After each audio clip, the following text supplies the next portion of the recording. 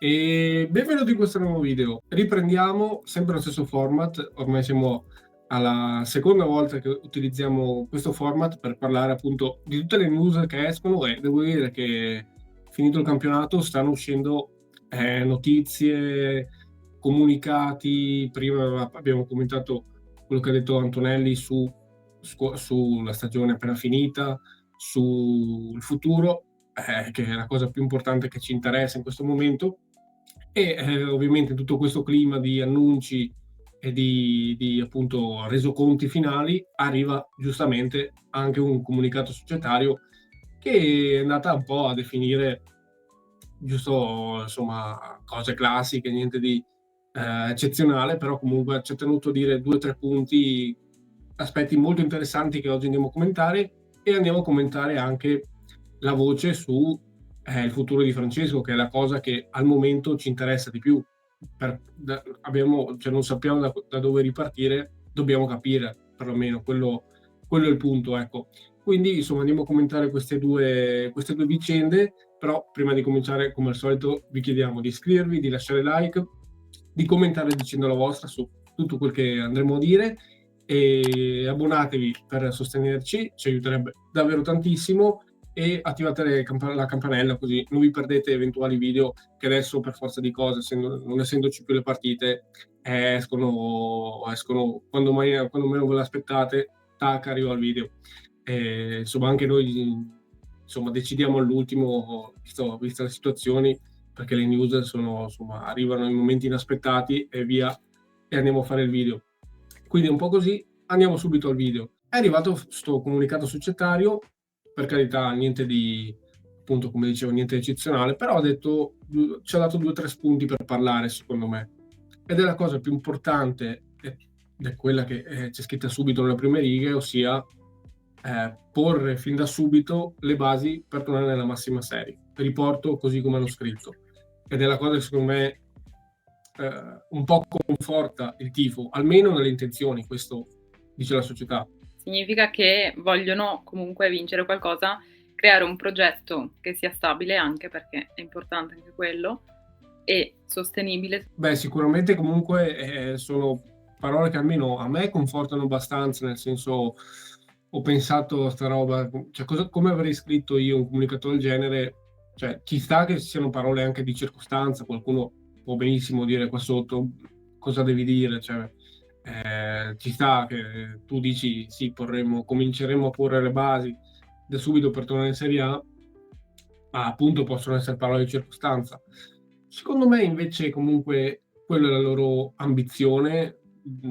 Infatti, cioè, partiamo comunque da una base di rosa che secondo me è comunque importante, non lo era magari per la Serie A, ma per la Serie B secondo me sì, al di là delle partenze, cioè, un po' includo già le partenze che ci possono essere. Per me è un'ambizione non così assurda, anzi, cioè, è del tutto legittima, e comunque rassicura un po' la piazza, secondo me, questo tipo di affermazioni, questo tipo anche di dichiarazioni. Ma anche perché, insomma, dopo andremo a commentare fra pochissimo la voce sull'allenatore, diciamo che va a far pensare che la direzione sia proprio quella, secondo me. Anche perché hai fatto acquisti comunque non prestiti che ti rimangono un anno e poi se ne vanno, hai comunque fatto acquisti che ti rimangono. Quindi già dal mercato anche di gennaio, devo dire, hanno fatto degli acquisti che possono rimanere benissimo anche in Serie B. E Sì, non quindi, tutti, però.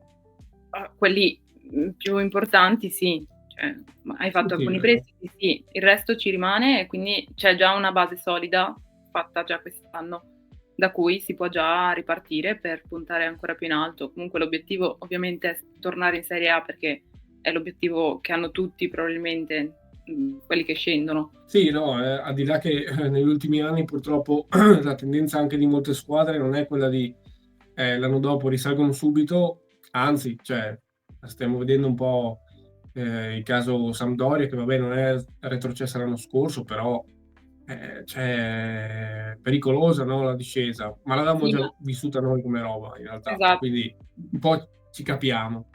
lì c'è comunque anche un Ehm, problema societario comunque, Quello penso. sì, non che noi non l'abbiamo, però devo dire, questo gruppo, questo comitato operativo mi sembra abbastanza solido, onestamente, almeno all'apparenza. Sì, quella volta che Guidando comunque siamo questa arrivati questione. quella volta che siamo arrivati in quasi retrocessione in Serie C, non era questa la società, quindi anche lì c'era un problema un po' societario, un po' in generale. Poi sono Sì, sì, arrivati no. quelli che ci sono adesso.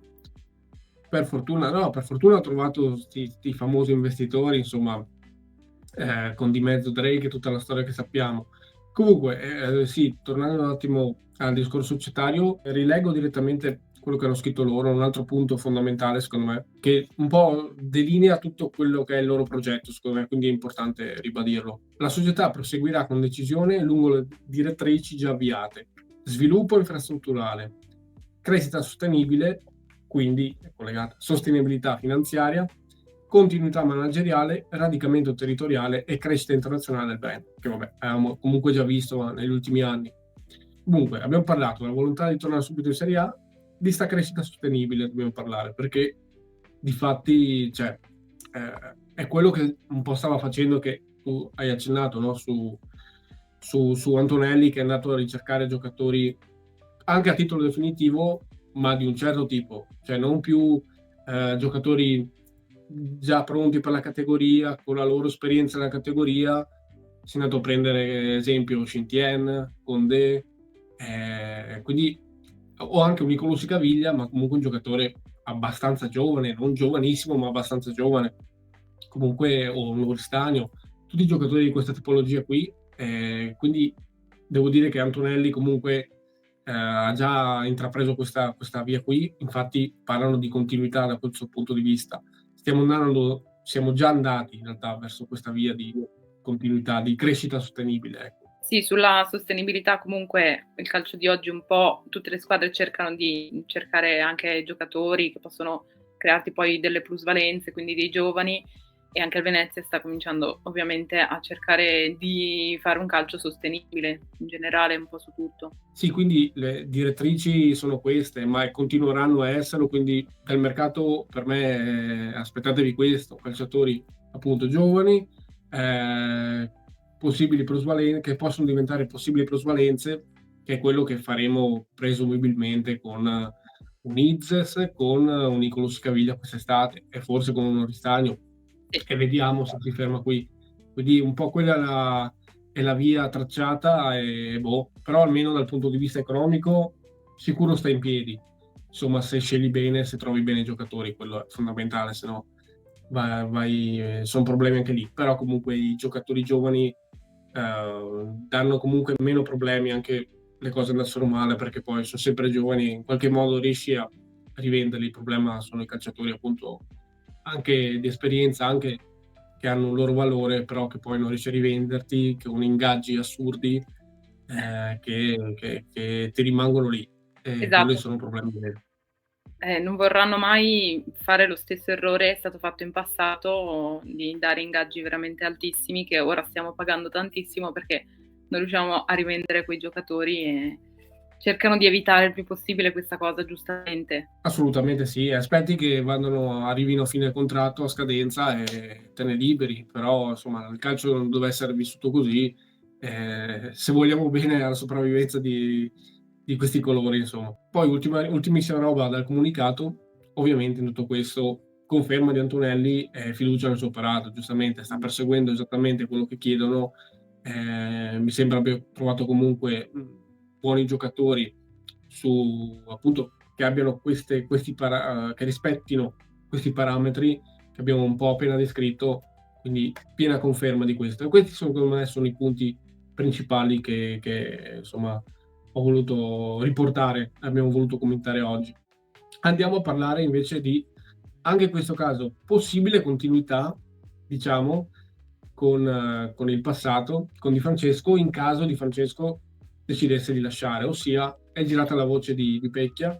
Mi pare che la notizia sia, diamo a Cesare quel che è di Cesare, sia stata fatta uscire dalla Nuova Venezia, non vorrei dire una cavolata, ma mi sembra di sì, quindi insomma diamo merito a loro, di appunto, in caso Di Francesco decidesse di lasciare, ci sarebbe Pecchia alla finestra. per il futuro. Per i primi momenti, insomma, era un po' appunto sgomento, però poi ho pensato ha senso e perché dà completamente continuità al progetto tecnico che vuole Antonelli, che mi sembra molto chiaro, molto lineare, ossia di un calcio di un certo tipo, calcio offensivo sicuramente, l'abbiamo visto quest'anno comunque in Serie A col Parma, quindi quella è un po' la linea tracciata e se dovesse lasciare Di Francesco non si va su un altro allenatore che non c'entra niente con Di Francesco e con la sua filosofia. Sì, per carità è diverso, ma c'è comunque una continuità, una linea di continuità assolutamente. Nel caso appunto decidesse di lasciare, però l'incontro deve ancora avvenire, quindi bisogna vedere. Però comunque una voce sensata, per quello l'abbiamo voluta riportare, perché non è così campata in aria, mi Sì. sembra molto, molto credibile. Anche perché lui ha esperienza comunque anche nella risalita in A, ha portato il Parma in Serie A l'anno scorso, la scorsa stagione, e prima la Cremonese nel 2021-22, quindi comunque un po' di esperienza ce ne ha nella risalita. E sarebbe anche magari comodo comunque avere un allenatore che ha già fatto questa esperienza e sa le pressioni e tutto, come funziona. Sì, sì, ma infatti secondo me questo denota il fatto che, cioè, darebbe credibilità se la notizia si realizzasse, darebbe credibilità a quello che è scritto, quello che c'è scritto nel comunicato, ossia volontà di tornare subito in A. Perché andresti a prendere, ok, va via Di Francesco, vuole lasciare perché ha altre offerte o semplicemente non è convinto al progetto nostro, boh, ci si saluta, ci si stringe la mano, però si va verso un allenatore che quel tipo di salto l'ha già fatto, non una volta ma ben due, appunto come dicevi tu, quindi darebbe, come dire, veridicità alle parole del comunicato, non sarebbero solo parole campate in aria, ma cioè, mi stai dando conferma di quel che dici. Un po' Esatto. questa la intenderei io. In questa stagione comunque ci ricordiamo che all'inizio col Parma faceva anche un bel gioco e veniva visto anche bene da un po' tutti, poi a febbraio il Parma era un po' terzultimo, quindi non portava troppi risultati e in quel momento è stato esonerato, ma comunque cioè, un insieme di cose l'hanno portato all'esonero, allo stesso tempo può stare benissimo al Venezia in Serie B per fare la risalita, secondo me. Secondo me, infatti, è un po' quello. L'unica perplessità che ho è proprio che, cioè, allora, nel mentre, cioè, per la Serie B è ottimo, è un top allenatore, secondo me. Proprio in questo intendevo. Sarebbe un top per la Serie B. È un problema nel futuro, secondo me, perché, come dicevi, cioè, non so se è pronto per la Serie A, per il salto, perché poi è un problema bello nel caso, cioè nel senso, prima torniamo in Serie A ed è la prima cosa, primo step, poi penseremo a dire va bene per la Serie A ce lo teniamo, o come abbiamo visto a Parma, poi si perde così. Quello è un dilemma, però comunque intanto torniamoci in Serie A, Sì, esatto. poi avremo questo bel dilemma da risolvere. Comunque sì, effettivamente la perplessità è proprio quella. Ottimo per la B, veramente un top per la B, ma non so per un eventuale futuro. Metti caso, ritorniamo subito in Serie A, speriamo, volesse il cielo, però poi l'anno successivo te lo tieni, cioè gli ridai fiducia, ci punti, dopo quanto visto a Parma, bel gioco tutto, elogi anche da me, che avevo fatto video pre-partita, quella volta lì mi ricordo che non ho parlato bene, però poi i risultati pochi e poi è arrivato un altro allenatore, è arrivato Kivu e si sono comunque salvati alla fine.